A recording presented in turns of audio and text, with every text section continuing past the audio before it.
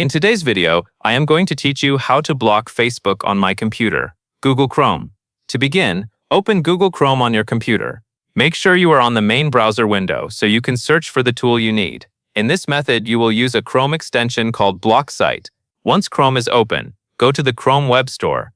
You can do this by searching for Chrome Web Store in the browser search bar. After the store opens, use the search box to look for Block Site. Be careful to choose the correct extension so you are installing the right tool. When you find it, click the option to add it to Chrome. Chrome may show a confirmation prompt before the extension is installed. After the extension is installed, the next part is blocking the sites you want to restrict. Open Facebook in Chrome so the website is active in your current tab. You can also open Instagram if you want to block that at the same time, since the same process applies there as well. With the site open, move to the upper right corner of Chrome and click the extensions icon. From the list of extensions, click Block Site. The extension menu will open and give you the option to block the page you are currently viewing.